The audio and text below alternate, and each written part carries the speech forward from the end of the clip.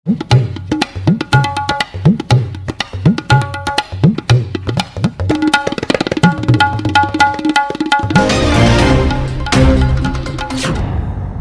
जनता party का विधानसभा के अंदर जो विधायकों की संख्या का अगर हम नंबर की बात कर रहे हैं तो 25 है, लेकिन 25 से हमारा आंकड़ा बढ़कर के 34 हो गया जब राज्यसभा का वोट हुआ और उसमें हम जीते।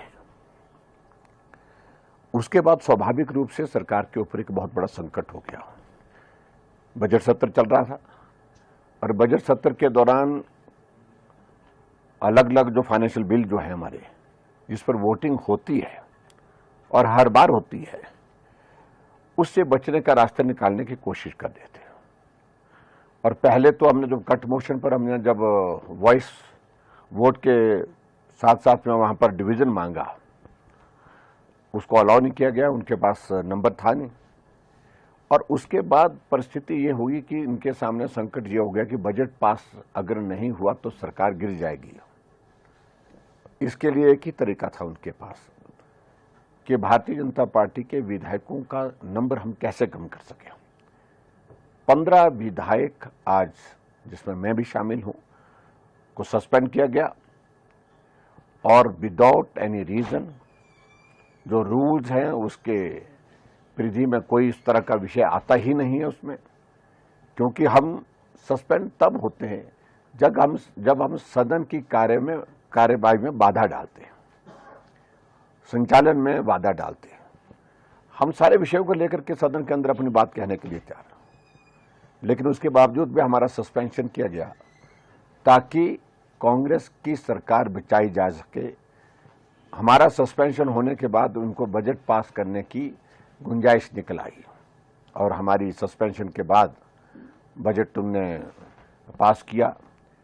और मुझे हैरानी इस बात को लेकर के है कि 68 विधानसभा विधायकों की विधानसभा 100 से ज्यादा मार्शल विधानसभा के अंदर हमको उठाने के लिए, सदन से बाहर करने के लिए वहां पर बुलाए गए और वो हमको उठाने लगे, खींचने लगे।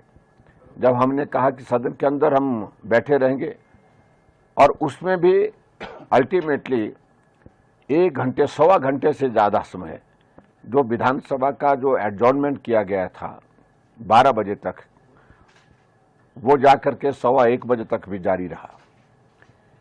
सारे नियमों की धज्जियां उड़ा दी गई वहां पर।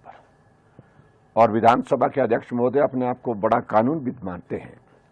मैं व्यक्तिगत रूप से कुछ कहने नहीं चाहता हूं, क्योंकि आसन के प्रति हमारा सम्मान है, लेकिन जिस तरह से उनने नियमों की विधानसभा के अंदर धज्जियां उड़ाई, आज तक के इतिहास में विधानसभा के किसी अध्यक्ष ने इस सीमा को नहीं लांघा जो वर्तमान में किया गया। जिस प्रकार के षड्यंत्र रचकर सीआरपीएफ पुलिस लगाकर, हरियाणा पुलिस लगाकर, हेलीकॉप्टर भेजकर जिस प्रकार से सत्ता को हथियाने की कोशिश की, आज वो कोशिश नाकाम हुई है।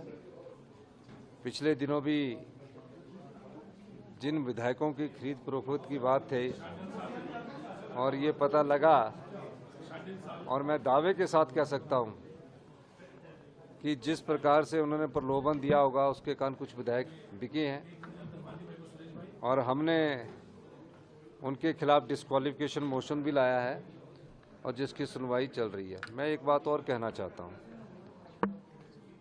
लोकतंत्र में हमेशा सत्यमेव जयते होता है, सत्य की जीत हुई है। सभी हमारे जितने भी विधायक थे उन्होंने आज बजट पारित किया, मैं इसके लिए सभी का बहुत बहुत धन्यवाद करना चाहता हूं। और निश्चित तौर पर जिस प्रकार सरकार गिराने की साजिश रची गई थी और जो लोग थे उनका भी आने वाले समय में हम भंडाफोड़ करेंगे। निश्चित तौर पर ये सरकार 5 साल चलेगी।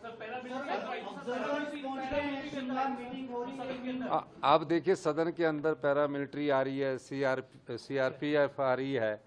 किस प्रकार का लोकतंत्र है कि हमारी सदन है, हमारा सभागार है, और इस प्रकार की ये प्रक्रिया अपनाकर किस प्रकार की राजनीतिक रोटियां सेकना चाहते हैं। खरीदने की कोशिश हो रही थी, रातों रात कितने करोड़ों रुपए की प्रलोभन दी गई। मैं उन्हीं सभी विधायकों का धन्यवाद करना चाहता हूं कि जो जिन्होंने एकजुटता का परिचय दिया। बहुत बहुत धन्यवाद।